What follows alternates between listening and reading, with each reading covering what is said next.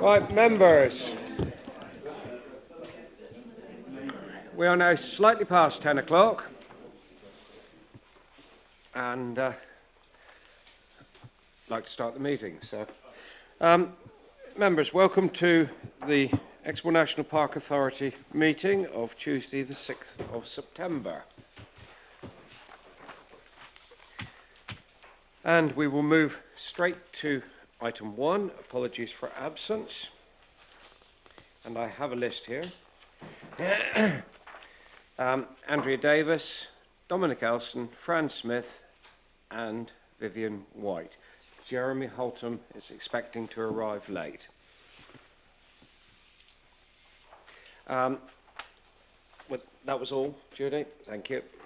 We move to item 2, declarations of interest. Jeremy Holtham is going to withdraw for item 11.1 as he has a personal interest due to his dealings with the applicant in relation to Brendan Commons Council. And members, any other declarations of interest? We've had, I think we've had an email for 11.1. Yeah. Is that everyone or most? Right. Thank you very much. Any other declarations, sir? Thank you. Move to item 3. Chairperson's announcements. I just thought it was appropriate at the authority meeting just to acknowledge that Dave Knight, who's been chair of the Exmoor Hill Farming Network since its inception, has stood down as chair. He still remains on as a director of the network, of the CIC, and Ian May has taken up the position as chair of the Hill Farm Network.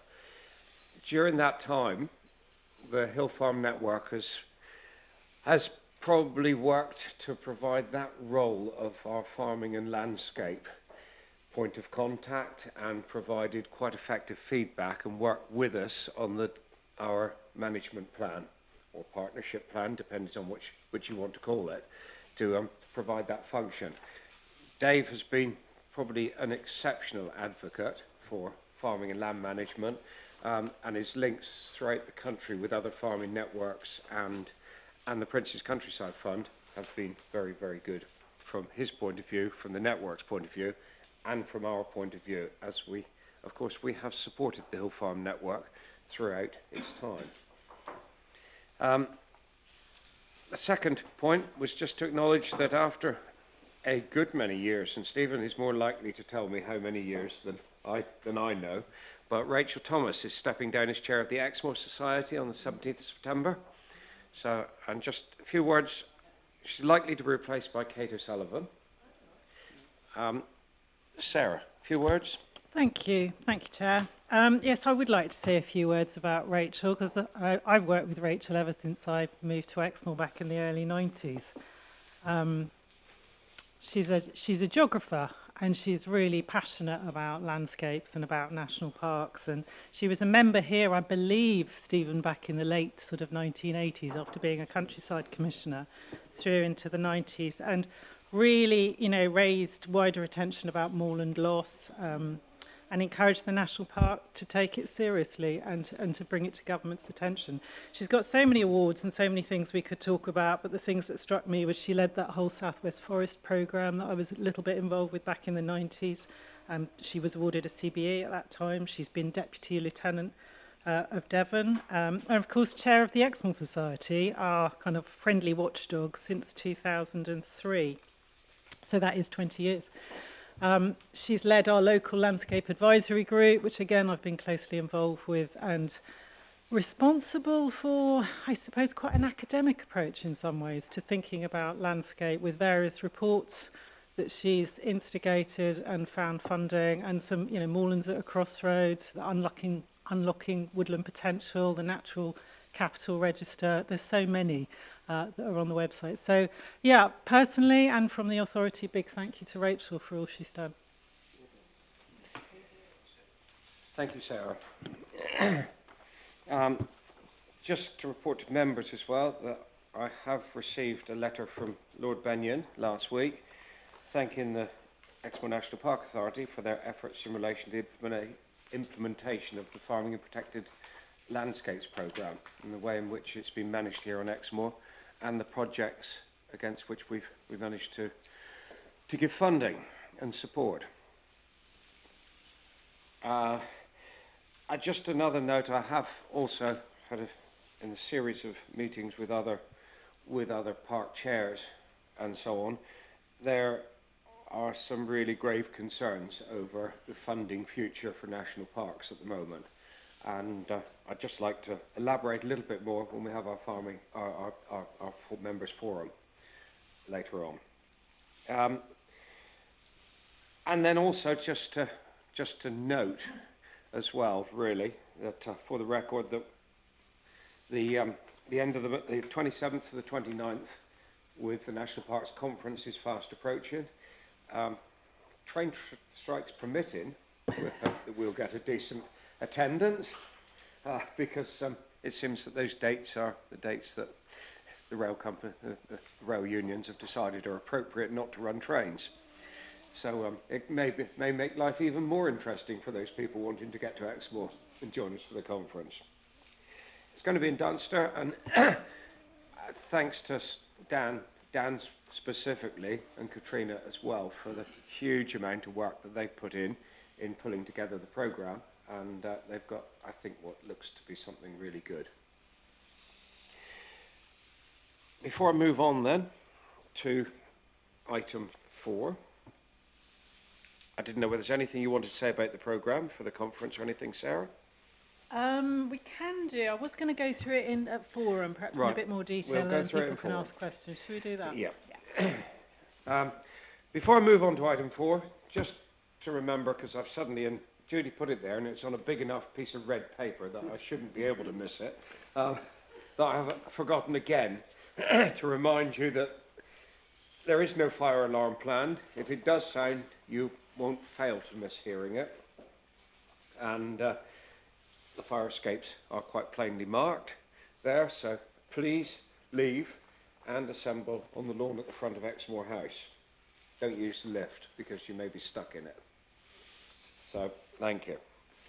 And we will move on to item 4, the minutes of, first of all, to approve as correct record the minutes of the last meeting. Can I have a proposer, please?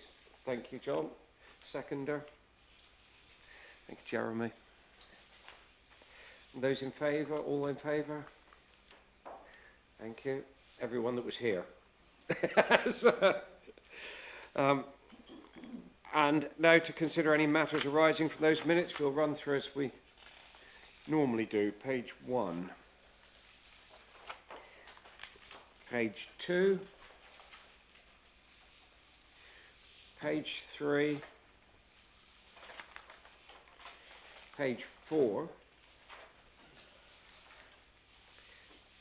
Page 5. Page 6. Page 7.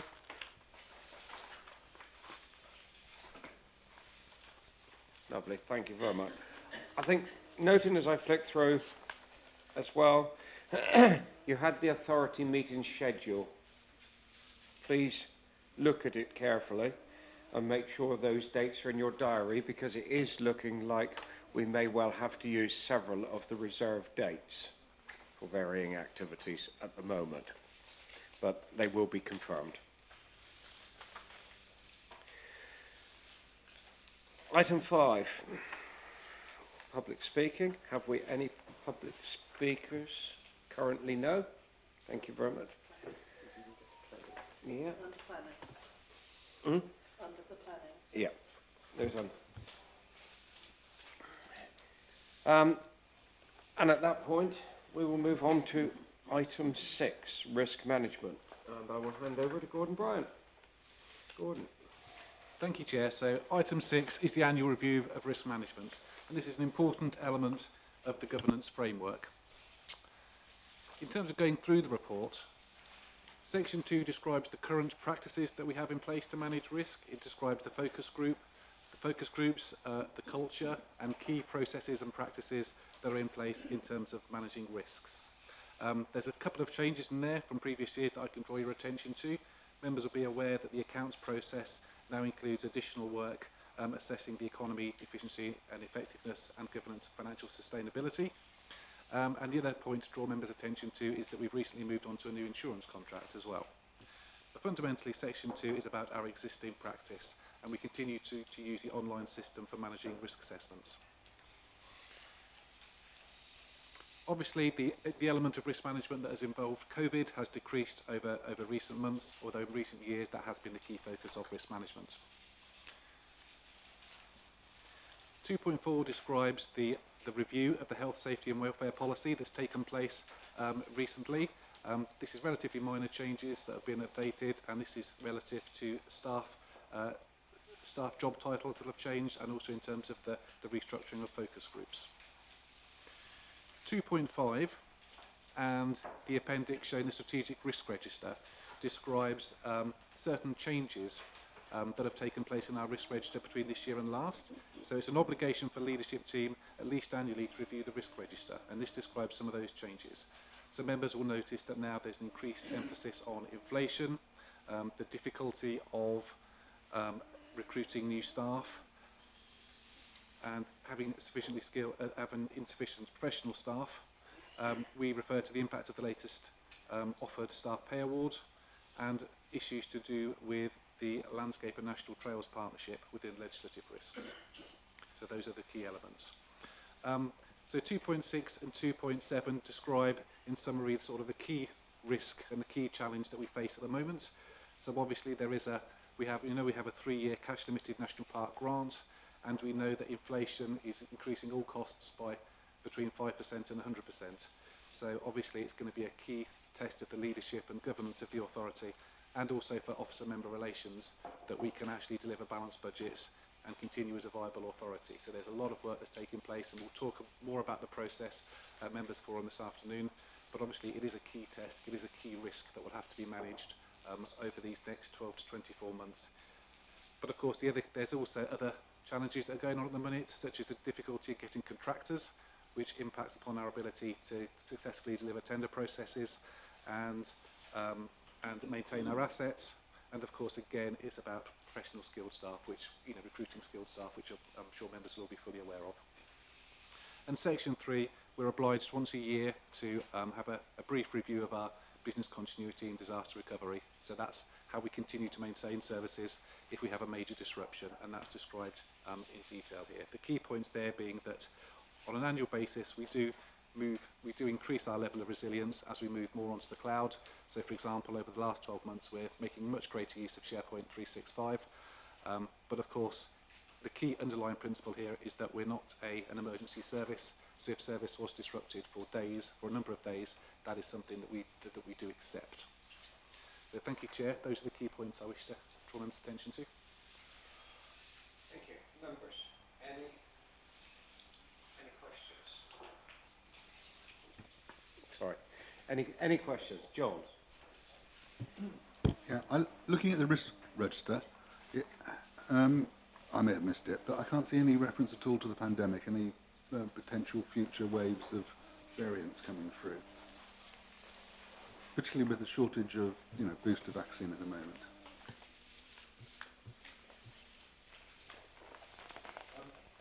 I believe it is in there. I can't spot it at the moment, but certainly that has been a key part of our risk management for a while now.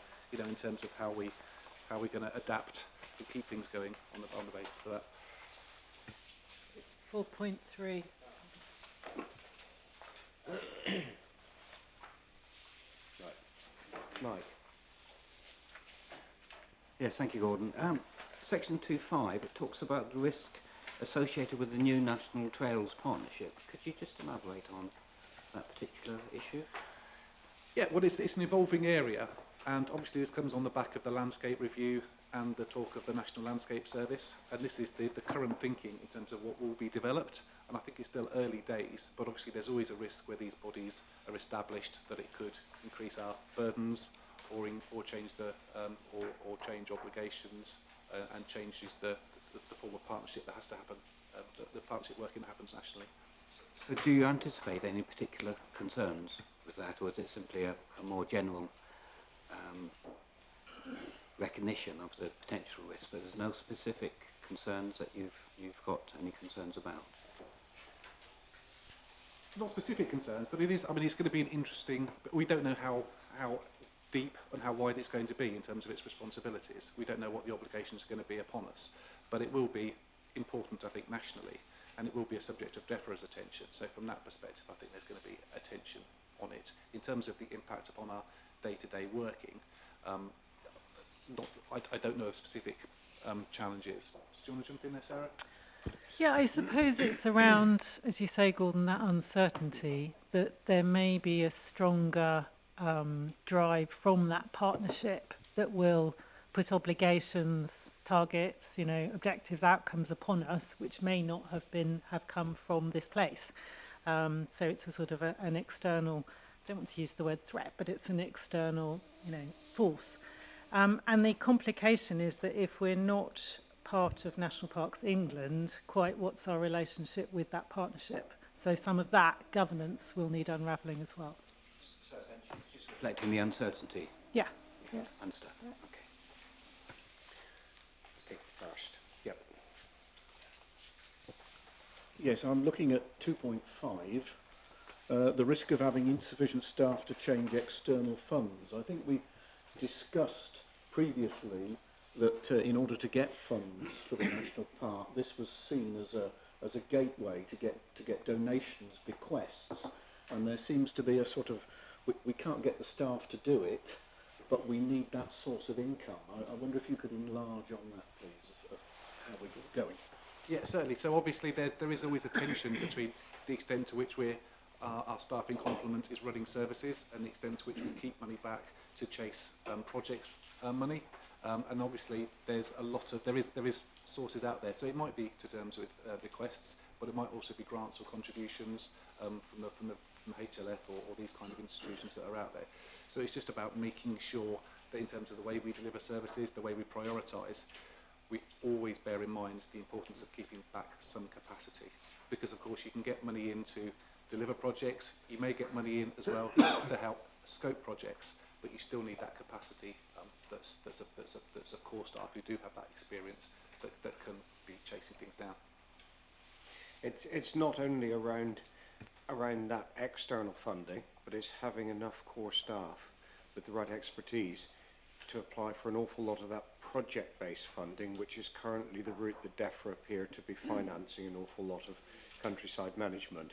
And it's going to, landscape recovery is probably principal, and looking at some of the pilots and those groups that have applied within the pilots, it's highlighted that the pilots seem to have been taken on quite well by those people with the ability to put resource into applying for that funding, which is going to make it quite difficult for those without enough of that resource to be able to be part of it. So that's the principal risk as to what you might lose out on. Susan. Thanks. Yeah, and just to pick up on that, I think, with the whole fundraising thing, it is as many in the room will know, it's a real art and a skill in its own right. Many organisations, have whole fundraising teams because it does require that kind of, expertise and capacity to do that kind of thing, and it is something that, is difficult for us. I know that, that Josephine was doing a great job with Dan, but sadly she's gone, which is, it's very sad to see her go. So I think it's something we need to think about, how do we, resource it, and how can we get those skills in, and maybe it's something that, as members we need to think about how we can help support with as well, because it's so fundamental. It was more of a comment really in terms of 2627 about all the difficulties that we face. I suppose for me it was just sort of, it's stating the obvious, but I suppose all those risks and challenges within a context where, DEFRA is seeking us to deliver more and more, I think as well, and obviously a need for us to be delivering on biodiversity and health and wellbeing and access and all these other things are priorities. I think it's just a sort of that contextual thing as well, that we have a lot of challenges and we are being asked to do more. So I think I just was struck reading that yeah, absolutely, and there's a bigger ask of us and a need for us also in terms of key agendas that we're facing. So yeah, that was all really. Please. Yeah, thank you. conscious this talk about the authority, not the whole of Exmoor as a whole, but I suppose it affects staff as well. And you talked about the financial situation, almost heading towards a perfect storm, aren't we? With regards, and how robust are we going forward with the likes of energy costs, etc., as an organisation? Because what I've known is a huge percentage of our budget, and obviously we could be okay for a year or two, but then where are we in 3 years? And if we look at the issues, that this might be a conversation for the forum, but if it was talked about for budgets later on, and we can't get the resource, we can't get the funding. It could be quite an interesting 4 years for the members. Yeah, well, we entered into a new deal, we signed up early on in the year, and it just starts I think it just starts now. So we've got a 3-year fix at a rate I'm comfortable with. It's still twice as much as it was previously, but the fact that we've got a 3-year fix means we're not in the same situation as a lot of entities that you hear talking about now. So it's still an increase. I mean, the energy costs for Exmoor House was £16,000 a year, £17,000 a year. So obviously that's going to double. So that's still something that we have thought about. But it's the case that we do have that fix. So to specifically answer your question, we've got a 3-year fix, which will hopefully see us through the next couple of winters. But it's also the fact that we have begun speaking as LT and internally about how we use the building differently as well. In terms of, are there wings that can be cut off, so we can focus more on particular times when the building, so in terms of when and where it needs to be heated, for example, so we can reduce that down. Just out of information, really, I assume that it's not just Exmoor House. We have other quite substantial, quite a substantial bill as a whole, do we? Yes, and of course in other areas it's shared with various tenants. So, for example, at Lynmouth or at Exford, that's shared, of course, with the other organisations that use those buildings. But in terms of energy usage, Lynmouth is very key, and Exmoor House is key, because of course we've also got the server room, and that's got an air conditioning unit as well, and those sort of things. So it is. But we have reduced the number of printers down as well this year. We've lost 3 printers, so we are very, very mindful of the energy usages. Thank you, Jeremy. I think next, wasn't it? Thank you, Chairman. I'm not sure this is the right place to raise it, but looking at the last bullet point, 2.5, national partnership working related to authorities withdraw from national parks England, and is there a risk around whether or not we are working with other partners? And I'm just thinking of my week in Cumbria at the end of August, where we were Drysdale Forest, managed by Forestry England. You probably know all about it. But we were surrounded by a public activity park, high wires all around, a lot of money being spent. I met the lady who was responsible for the information centre, because it was cafe and the toilet, that particular lot. I had a long chat with her about how the Forestry Commission is split into 2. In fact, there's 3 parks on the public fronted side, and they're one of them. And they're in the national park, and they're working with the national park. But boy, are they spending money. Everything is credit card, 50p to use a loo, credit card, £4.20 for 2 hours in the car park, credit card, £25 for a go on the high wires. Really good, it's high class stuff. But I can see money being spent there, public facing, on the sorts of activities that national parks perhaps would be doing within the national park. And it just raised a little bell for me, and I just thought I'd raise it. I think Jeremy, there's several questions here that we could spend an awful long time debating this. But perhaps in forum. What I would do, like I said, we're going to have a chat on members' forum about some thinking, but we'll highlight that over the coming few months, most months now, you will see a paper from Gordon around options for the future. That is the direction, isn't it, Gordon? And some of those are going to be quite stark choices are going to have to be made. So we'll do a bit of a briefing at members forum. I don't want to, pre-think what Gordon's going to put there, but that's the purpose, isn't it, Gordon? So at Members Forum, you'll see a timetable, which is basically of the various papers that I'll be bringing to the authority or to Members Forum or to PAPAP, and there will be elements of charging within that as well. Just come back briefly, Chairman. What was raising alarm bells for myself was is government and DEFRA they were sidelining national parks and taking it over themselves. It alarmed me that amount of money being spent within a national park. Yes, working with the national park, but there is no national park representation at all, and it just raised an alarm bell. Leave it there. Right. No, thank you. Francis, then Nick, and then Christine. Sorry, I think Nick was probably ahead of me. Okay. Maybe it's a thing for Members Forum, but one of the and I know in that item where we talk about staff and the impact of the difficulties of recruiting staff, particularly on getting funding in. But there's a chunk extra, which is the national problem, absolutely national problem of there not being enough planners around, and the reputational risk to the authority. And given that there aren't enough planners around, and given that this is one of the places where the services that the park can provide are very, very visible, I am beginning to hear more and more concern.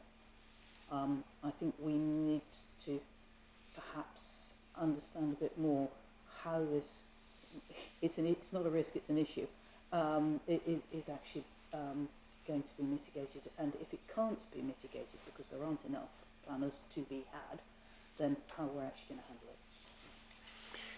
I would like to think, Francis, that discussion, yes, a little bit of Members Forum, but over the coming few months. And it is going to be quite a fast process that Gordon's going to be providing those papers. Yes, absolutely aware of that risk.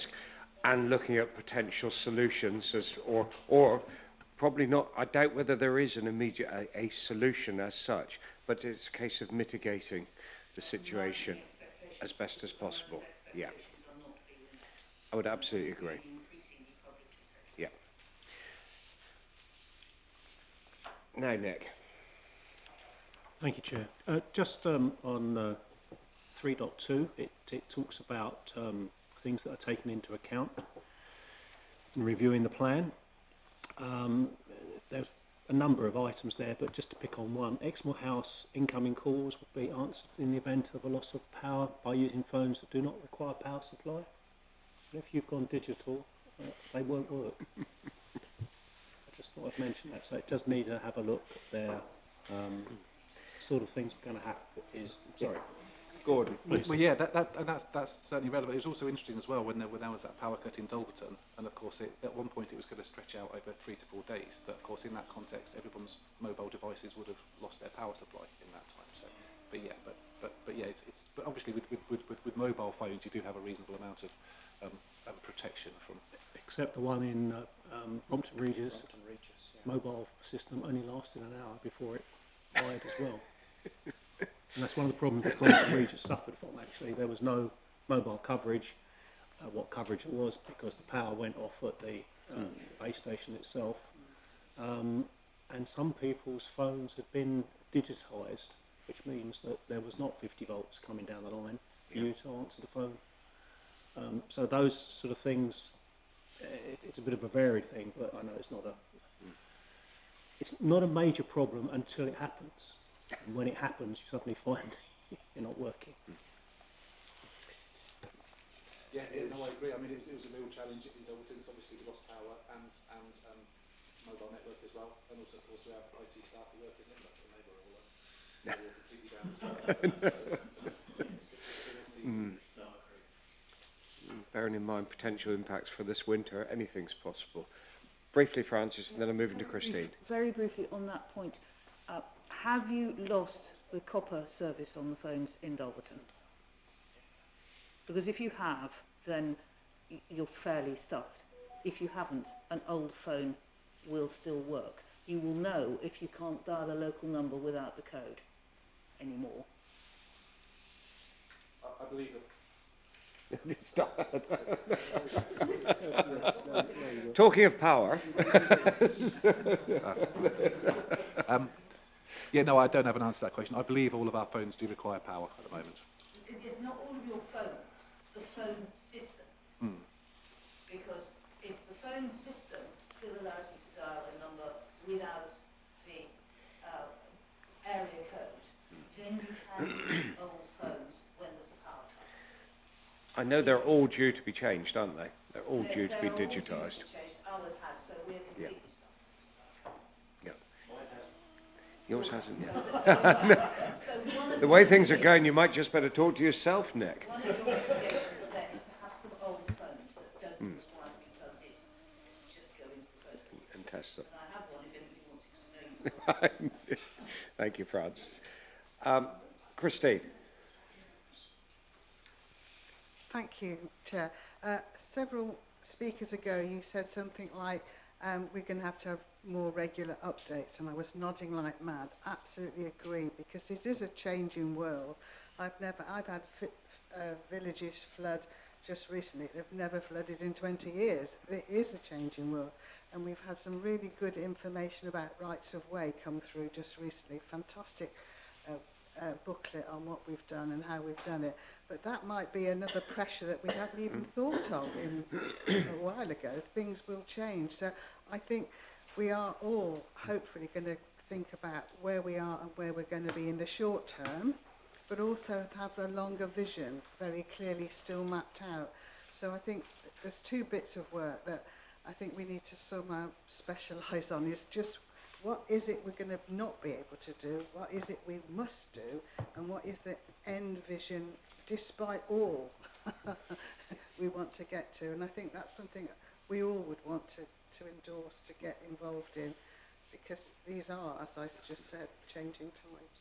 Well, that is what the series of papers that Gordon is likely to be pulling together are going to focus on. Those, exactly those things, what we have to do, what we can do, and what we'd like to do. And they may not be all the same. I mean, on that subject, there has been 3 occasions this year where we've had to close public facilities because they just completely ran out of water for a few days. Thank you. John? Yeah, it's a procedural thing, really. Just that we've been going for half an hour now, and during that time, the members' forum has been mentioned about 10 or 12 times. Yeah. Now, for somebody who, we understand what it's about, it's just, it's just an informal meeting, but for somebody watching this online, they might get the impression there's a secret shadow authority happening. So just, maybe it ought to be either more clarified or something. Well, I think for the record then, we generally use the members' forum as a sounding board to discuss with members items that are of importance and are likely to be end as an authority paper for discussion. The authority papers here normally expect a decision. At members' forum is not a decision-making process. It is an opportunity for members to discuss, be informed, and inform. Informally. Absolutely correct, Steve. In an informal manner, so that when the authority papers are presented, it is understood, one, why they've arrived, and two, that the content has been, first of all, pre-warned, and the staff here, Gordon and Sarah, have had the opportunity to hear members' views in order to pull together the appropriate papers for discussion. Does that make some sense? And does that help, John? Well, I think absolutely correct. I was just thinking of the uninformed observer. I absolutely agree, and thank you for that. And I think you are correct now. Were there any other questions before we move on? There will obviously be quite a lot more discussion around parts of this paper as we go forward over the next month. Gordon. Right, members, we are asked to note the annual review of the risk management, approve the health, safety and welfare policy, approve the risk register, and note the business continuity disaster recovery plan has been reviewed. Can I have a proposer? Thanks, Evelyn. Seconder, Mike. All those in favour? Thank you, members. That is unanimous. And we will move on to item 7, the DEFRA consultation on deer management, and hand over to Sarah. Thank you, Chair. This is a brief paper about a consultation that's just closed on deer management. So it's really to bring it to your attention and to ask for any further comments or observations on the responses that have already been submitted. And just to clarify, I was conscious when this came out that it was probably something that needed to come to authority, but that the timing didn't allow the debate before the consultation closed. So I've spoken with colleagues at DEFRA who've said they would welcome any further comments that you have in light of this meeting. So basically it came out of the England Tree Woodland Action Plan, which was 21 to 24, which had a commitment to developing a national deer management strategy. This is the consultation on that strategy. It's basically a series of questions. The survey doesn't allow you to do anything other than fill in the boxes and to agree, disagree. Yeah, the usual, yeah. And the context is the increase in deer numbers across the country. They think the population is now running at about 2 million, which is the highest it's been for 1,000 years. And of course that has an impact if you're trying to create new woodland. So it's really coming from this need to increase woodland cover across the country. So the consultation response has been done talking to staff internally and talking to Exmoor and District Deer Management Society and one or two other people out in the community that obviously closely involved with deer management. So the first question that we did give a fairly full response to was just a general one around, do you support this? And it was really just to draw attention to the importance of the deer to us. They're one of our special qualities. They're obviously our logo, the head of the stag, and that there's a very good working relationship on Exmoor with the various people, the landowners, the EDDMS and so on, that have been monitoring deer, monitoring the health of deer, the numbers of deer, and where they are. And there's some fascinating statistics which I won't go into now, but just to say that, you know, there's a really good handle on how the deer are, how they are, where they are, how they're managed. And just as owners of the forest, or most of the forest, I think that the deer numbers have sort of gone up about 10 times on the forest sort of in the last 20 years. So there are large numbers now on the Exmoor forest, but the overall numbers are fairly stable, so around about 3,000 deer. The next question was about shooting male deer in the close season. I'm clearly not an expert on this, but the general feeling is that the focus on shooting stags is not sensible. We need to keep the hind numbers down if we're going to keep the herds at a sensible level. So opening up for more people to shoot stags is probably not a good idea. Obviously the close season beginning in May to the end of July, the stags are sort of tucked away because they don't have antlers and they're kind of keeping their heads down literally. So probably not a great time to be shooting them anyway. The next question was about shooting at night. Now this is something that we did have quite a strong view on. Concerned that shooting at night, shooting deer obviously with fairly high-powered rifles is dangerous, and particularly so in a national park with access land, large areas of access land where people could be out walking, camping, whatever. We actually encourage people to explore Exmoor at night, being a dark sky reserve, so that was something we continue to be concerned about. And of course the other issue is that it would make poaching even more difficult to police because you wouldn't know whether it was legal or not. There's several questions where we didn't comment, really because we felt it was to do with rights and obligations and things that the National Park Authority was not particularly expert in, so have not commented. The question 12, which was about controlling deer on other people's land or neighbourly, again, we thought you can't, I mean, deer are wild animals. You can't really control, the impacts that they're having. So we felt that unless a landowner was really encouraging huge numbers of deer, then that's probably something that, you can't expect somebody else to take responsibility for. The questions about venison and so on, we have not particularly answered. I think, there's a whole discussion around venison being a source of healthy local food, which we support, but it does need regulation in the supply chain. There's a question about the deer data dashboard, so about monitoring numbers of deer. And again, we'd like DEFRA to understand the very good relationship that we have down here, the monitoring that's gone on, and I think there are lessons that could be learned right around the country of using local knowledge to monitor and manage deer. So that was it. There was a very last question about the form, which I won't bore you with. But really, I'd just like to open it up and make sure that people are largely happy with the response. Any questions or anything that you'd want to add?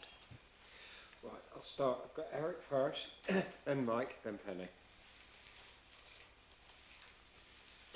Yeah, thank you, Sarah, if you've put together this report.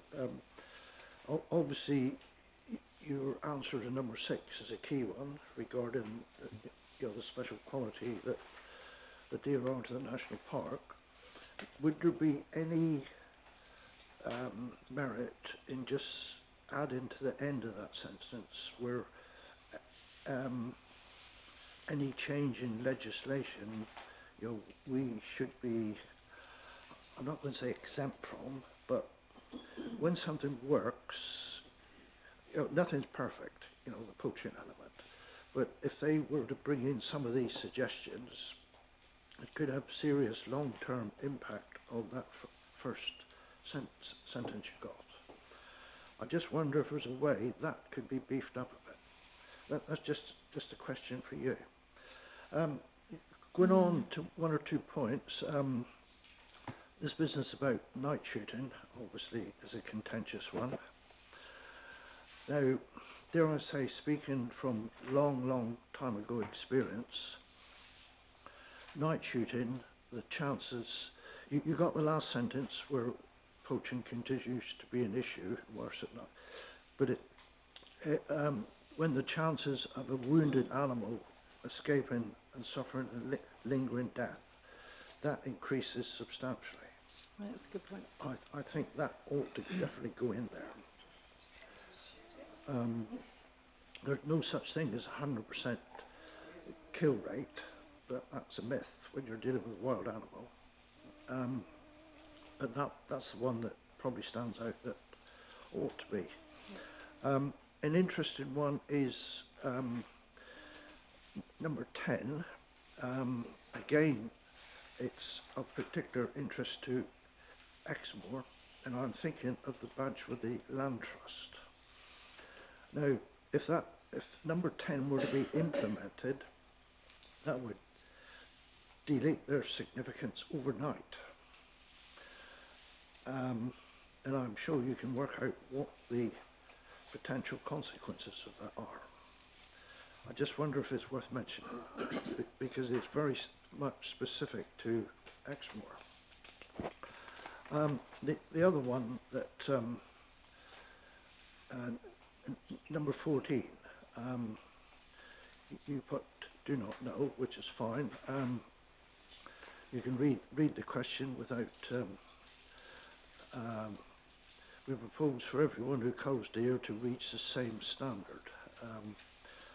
Again, how do you control poaching where standards do not exist? I think that really ought to go in there to emphasise that. That's the biggest risk to, apart from TB, to deer health on Exmoor is wounded deer from poaching.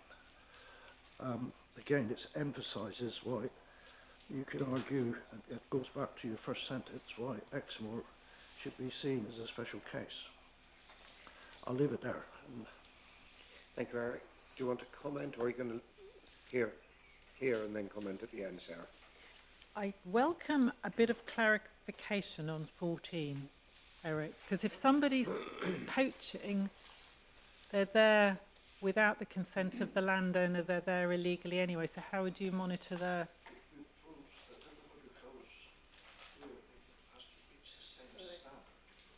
Yeah. No one, there are no standards for poaching. You know, it's the animal that will reach the most market value, full stop. They're not really interested in standards. So it's unenforceable, is what you're saying? Yeah, but it's probably unenforceable, but it still needs emphasising that this poaching is one of the, detriments that, obviously, in the deer world, it's one of their biggest risks they got. Thank you. There are no standards for them. That's what I'm. No, thanks, Eric. I think probably it's worth noting that the way the questions were set up, it tended to ignore the fact that poaching exists. It was set up to control those that are controllable and to control the controllable, rather than to look at those areas which are impossible to deal with in some way. Yeah. Thanks, Harry. Mike. Yes, thank you, Chair. Really, I hadn't thought about that, but is Eric saying in terms of question 6, are we saying, Sarah, that in terms of what's being proposed, it could have an adverse impact in terms of biodiversity on the moor? Because if that is the case, it may be worth highlighting that particular point.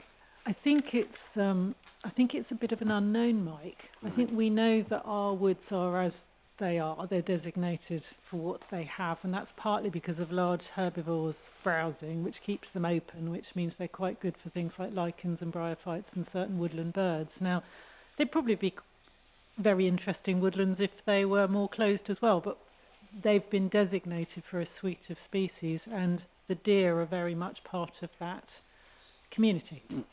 So I just think it's worth highlighting. It's a sort of very simple point, assumption to say, if we shoot all the deer, well, the woodlands are going to change dramatically. It may or may not be for the better. That was my main point, actually, because it seems to be this is a one-size-fits-all approach, and it isn't necessarily concentrated on red deer, and it isn't necessarily concentrated on Exmoor. So it may not be a particular issue, and I don't know, in terms of impact on woodland and protection. Is it a particular issue on Exmoor? Is it particularly down to the red deer? So we just need to set that context. Of course, you don't really have that opportunity given this template that we have to fill in, and we're used to that. But it might be worth making that point, because it may not be such a concern here with the red deer as it is nationally with all the deer that we're talking about. So I suppose that's the main point, but it touches on, I think, the general concern. And again, in terms, if there is going to be a detrimental impact in terms of the national park qualities, we need to make that very clear in our response. Thanks. Thanks, Mike.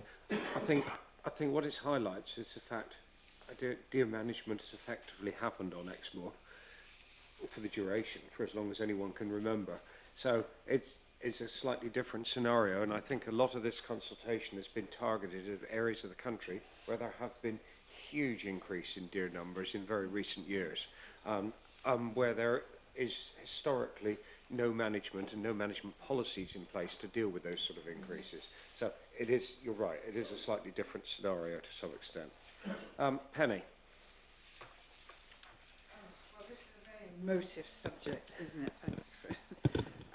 No mention of TB in this at all, which is just ridiculous. It is absolutely the most important thing we should be discussing. The deer carry TB, they're dying of TB, they are shot very efficiently in culling and management. On our farm, we work with the National Trust. The stalker has to be licensed. Anyone who comes on a National Trust farm shooting should be licensed. There is poaching. Local people know about who the poachers usually are, and quite often it's dealt with. But TB,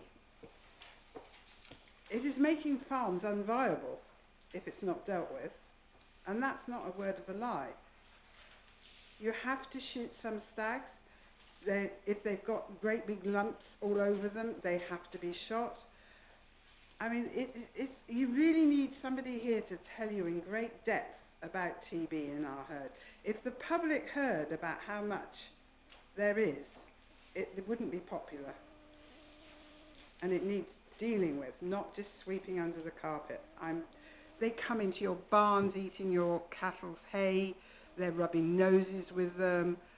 Whatever you do, you end up letting them.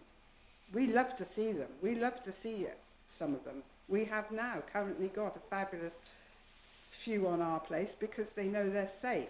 If they get TB though, that's a different matter. And the only way we know is when it's visible and they're falling about and crawling off into a corner.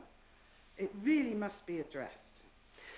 Well, it is being addressed at the moment, isn't it? Because a significant piece of funding has been handed down to the group that are currently, including Animal Health, the NFU, and a couple of other organisations, the Hill Farm Network. We have also supported. There is funding in place that is currently enabling the collection of any carcasses that are suspected to have had TB or not, to have been delivered to a licensed collection centre and to be funded and to be tested for TB, so that information is being pulled together as we speak at the moment. It's taken quite a long time, and it was quite surprising that there was enough recognition within Animal Health to support this route, because this consultation was looking at a different part of deer management. They're looking specifically at the damage, in reality, damage that deer may do to tree planting projects and reduce their value. Again, the way these consultations are structured when they come from DEFRA give you very little opportunity to answer very much more than yes, no, or don't know. Well, I think we could have put it in there to say that, you know, it's a shame that they're, I mean, whether they're damaging trees, nobody wants their trees devastated, obviously, but they devastate our trees and our farms, so we should have mentioned it in one of the answers, I feel. Thanks, Penny. It is a huge issue, and it's something that we've been aware of for a very long time. You'll remember back, I think it was at least 10 years ago now, probably 2007, Peter Green did all that work on deer and health, and we've had people monitoring deer ever since, working through Exmoor District Deer Management Society. The difficulty has always been getting enough samples to the vets and paying for the cost of the testing. We had been assured that the numbers remain very low in the herds and that deer are unlikely to pass TB on to cattle, unlike things like badgers, which are much more likely to pass TB on. However, you know, the science is still developing around this, and TB is obviously one of those really complicated things that DEFRA has been struggling with for a long time. I think it's really good news about the NFU funded piece of work, and obviously we're working closely with them. It's really early days, it's only just started, but they're at last gathering some really good evidence. However, what I will do, Penny, is we will have a meeting with DEFRA after this meeting, and I'll raise everything that's been raised by members and see if we can get some answers. Might help to work with the National Trust, as they've got, you know, their own stalkers, their own abattoir, their own system of taking them and testing them. But I did consult the National Trust stalker on this paper before it's come to you, and I've seen his response as well. So, yeah. Okay. Yeah. Come back to you briefly, Mike. Just before we move on. one point, and it's a good point that's been made. I just wondered whether there was an opportunity under question 18, which does refer to an understanding of deers, the health of deers, whether there's an opportunity to make some reference to it there. That's all. Thank you. Thanks, Mike. I will move on now to Jeremy. Thank you, Chairman. Firstly, I declare a personal interest. I am a British Deer Society member. I'm not on the DEFRA committee. This whole thing is focused on the southeast of England, fallow deer. I talk in Suffolk, and you'll see 60, 70, 80, 120 deer in a field of corn, and sometimes the landowner is a tenant and will not allow the farmer of the land to actually cull the deer, and we've had to walk them out into woodland to be able to shoot at them. So that's what that line is about, isn't it? And I do sympathise with it. I think, from my perspective, your answers to the questions, I support them all. You could expand them a little bit, perhaps. Culling males, waste of time. If you want to reduce numbers, you cull the females. That's absolutely understood. And the 14 about, the same level of. They should be more specific. What we should be doing, everyone who's culling deer should be at least DMQ level 1, and no one should receive carcass from anyone who has not got that certificate. That would then control some of the output from the illegal activity, which we can't control, can we? So, I'll leave it there, Chairman. Thanks, Jeremy. Andy? Jeremy just briefly touched on it, actually. The first broad question I've got is, are the stalkers licensed? They don't have to be. Right. You don't even have to. I think in some sense you might have to, but certainly in formal, you don't need DMQ. Jeremy, can you turn on your... Sorry, you don't need... Sorry, is it the right time? Yeah, yes, of course. You don't need DMQ level 1 to apply for a certificate or gain a certificate. And I think that should be the case. I know this is slightly broadened from the questions you've raised here, but as an ex-military person and spending a huge amount of time on ranges and making sure that ranges were run safely so that members of the public don't get shot. And I was interested in your Night Dark Skies Walkers issue. There is definitely an issue for people who have a rifle to be properly qualified to shoot the deer. And I was absolutely staggered when I went to Scotland, and it might be different here, and I went stalking. I don't have any kind of civilian qualification. I went up into the Highlands, I shot my deer, and I brought them back again. No qualification required, and none of the people who I with also had a qualification. And I find it absolutely staggering in a populated moor that we live in, frankly, in comparison to Salisbury Plain or Brecon Beacons or Dartmoor, which are cleared of people, that people can just basically get a rifle and go shooting. And I find that unbelievable. It is such a dangerous thing, with rounds ricocheting off and landing in people's housing or taking out or killing people. Sorry, taking out is a bit of a wrong phrase. And wounding the members of the public. The military, we're extreme in our safety. Obviously, it's slightly more powerful weapons, but we're extreme in our safety when we're dealing with the open countryside. And I find it extraordinary, absolutely extraordinary, that people can go out and unlicensed, apparently, and shoot the deer. It is extremely dangerous. I'm not so fussed about the deer in this particular context, but I am fussed about stray rounds arriving in the middle of Dolverton High Street or some such population centre. Thanks, Andy. Next, I've got Francis next, then Susan. Francis has no ground to be in any way specific as other people.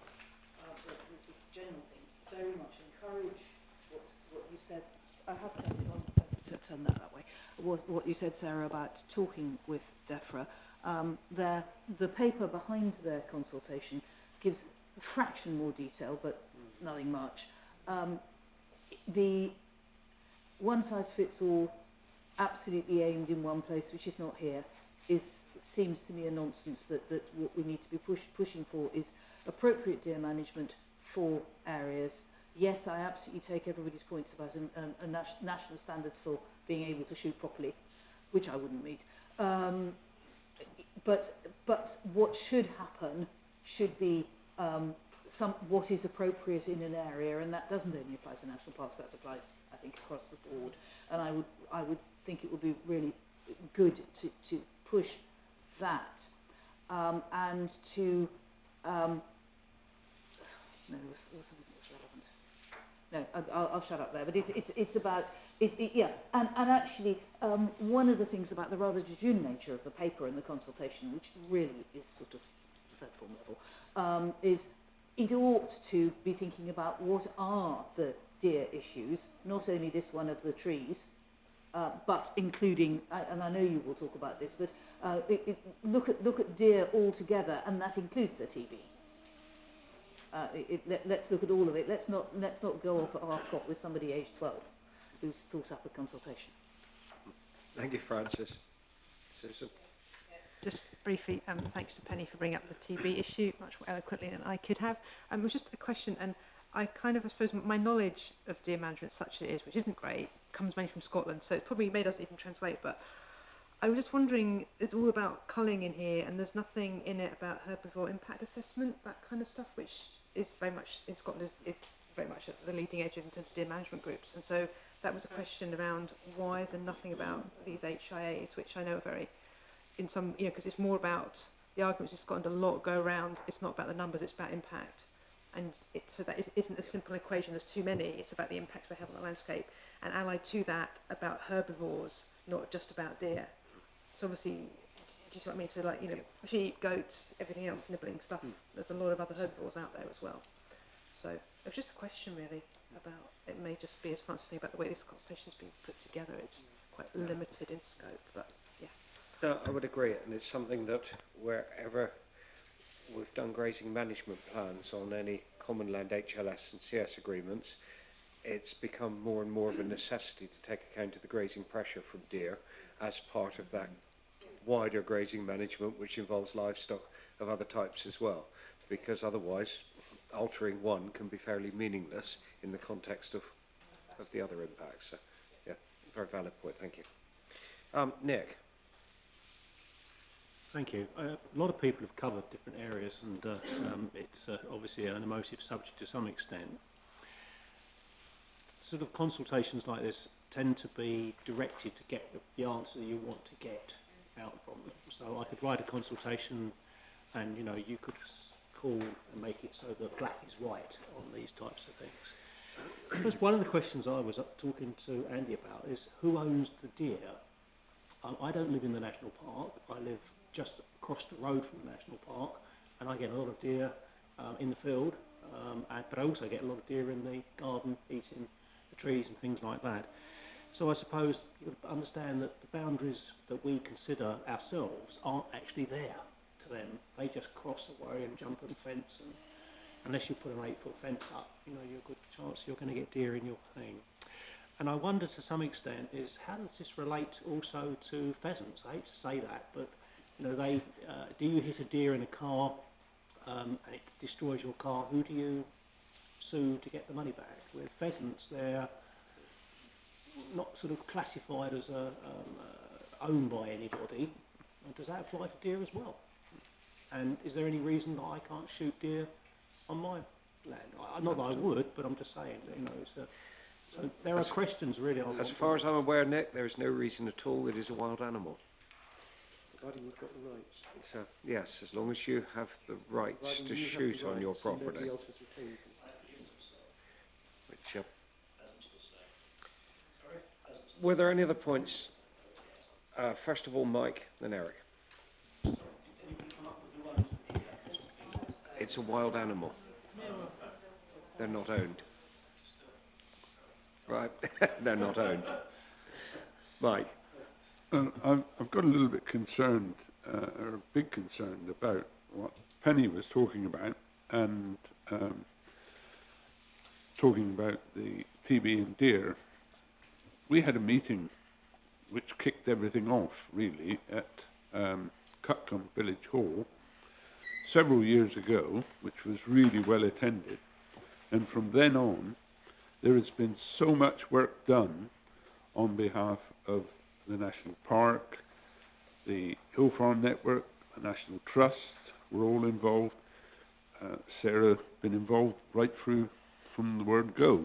And there's a lot of action taking place, or started taking place, from the setup, when it first started.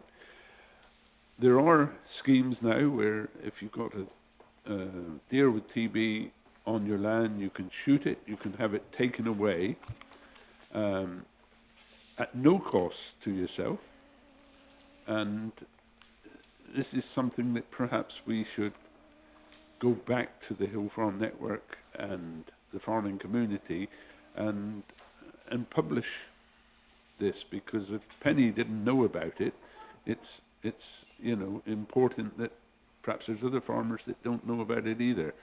So you know, it perhaps it's our mistake for not informing the farming community of what's available for them to do at the moment. Thank you, Stephen. And then I'll come to Fanny. Thank you. I think I would reflect, and Mr. Yabsley's made some very helpful comments on this, that the consultation is almost certainly to address specific problems which lie elsewhere in the country. And there is always the danger of unintended consequences for other parts of the country flowing from this particular consultation. So I think my plea, I actually think that the responses that are here are good ones and appropriate to the Exmoor context. But my plea, I think, would be that we also keep a watching brief on any legislation that comes out of the consultation and make sure that we're very alive to the impacts that that might have on Exmoor, because I think that that's the stage that we really need to engage and be really concerned potentially about what might be coming forward. So I think it might be worth adding to the recommendation that we request the Chief Executive to maintain a watching brief on any legislation that arises from this consultation. Thank you, Stephen. Hi. Brief comment, Penny? Yeah, very brief. Mike, we do know about this. We're working with all these. We go to deer management meetings all the time. It's not that. It's more to the fact to be constructive is not just to forget about it in this consultation. It's just to make some comment about it so that it's not just swept aside and that they're doing it for the sake of all the trees, which is wonderfully important, I know, but it's also important to keep your farmers and to keep a healthy deer herd. So I think it shouldn't just be not mentioned. Right, Penny, thank you. And a final word from Eric before we move on. Yeah, Stephen's comments were quite relevant, because that's why I said initially I think the first sentence of your response needs beefing up a bit, for the simple reason that I think Stephen referred to keeping an eye on legislation, but once you've got legislation, you're stuck with that. Prevention is always better than cure. I did also mention that after TB, poaching was the biggest problem with the deer. I didn't mention TB because it's not referred to in here. But I think one thing is very relevant, that everyone knows that the explosion of the badger sets over during the 90s, especially 2000s, that led to the TB problem in deer, in badger, sorry. But you got a situation on Exmoor now, the amount of TB has increased dramatically in the last 5 years, and that's a lot to do with their displacement from the wooded valleys, i.e. occupied by the keepers and the pheasant shoots, congregated now in substantial numbers in the wider Simmons Bath area especially, where you have one landowner, and I refer to Sarah's answer bottom page 3, reference supplementary feeding, who is supplementary feeding the deer, and then stalkers have to pay to come in and shoot them. Now, it's happening, there's no control over it, it's nothing to do with these questions, but it goes to show how things have changed over recent years, primarily caused by the deer losing a fairly significant part of their natural habitat. As Francis said, I'll shut up. Thanks, Eric. Any comments to finish, Sarah? No, just to say thank you for all those comments, and what I'll do is, so Judy, as ever, is taking really good notes, and we'll raise all this with DEFRA. We'll add the recommendation that Stephen suggested, which is a really helpful one. But yeah, thank you for all of that. So, can... Oh, sorry, just come in there. Chris has pointed out to me here that if we added on question 6, to what extent do you support the introduction of incentives for reducing deer impacts to protect woodland and add farming, it might help. The consultation questions are set by DEFRA. I can't change them. Right, the answers have already gone to DEFRA. I can't change them. But what I can do is raise some of the nuances and the discussion that we've had today through a meeting with DEFRA staff. Thank you. Okay. Right, thank you. We are recommended to note the contents of the report and to delegate to the Chief Executive to advise of those comments. Thank you, Mike. Second, Susan. All those in favour? Thank you very much indeed. Of course. I should have said this before. Perhaps Sarah might mention to them that for any public body which has to give notice of meetings and agendas and so on, a 4-week consultation period, especially from the 4th of August to the 2nd of September, is designed to prevent people answering. That's very cynical. So, I think absolutely aware, and DEFRA have been remarkably good at putting out these types of consultations with these sorts of timescales recently, which is extremely frustrating. We will move on. Item 8, personnel update. Andrew Laws has started as a rural surveyor, probably at a very opportune time, I suspect, with the need to look at our estate and the likes of Driver and so on. So we'll look forward to his activities there. And Kate Lacey has had an additional contract. She's some members will noted her involvement within the Farming and Protected Landscapes programme, but as the Ennis project officer with fixed term contract there. Have some leavers. It's Jack Hunt, Conservation Advisor of Woodlands, Florrie Kirby as Planning and Customer Support Assistant, and Kerry Rapsey as Rights of Way Support Officer. And I'd also just like to note under this,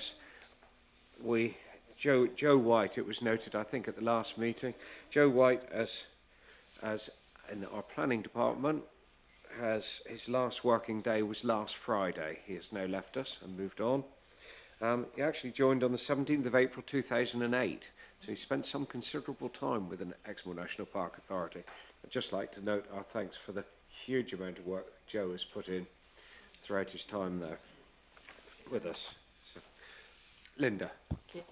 I hate to ask staff to do extra work, but it would be nice if we could have, we've had so many changes this last year, if we could have an update on who's doing what, the staff structure, if possible.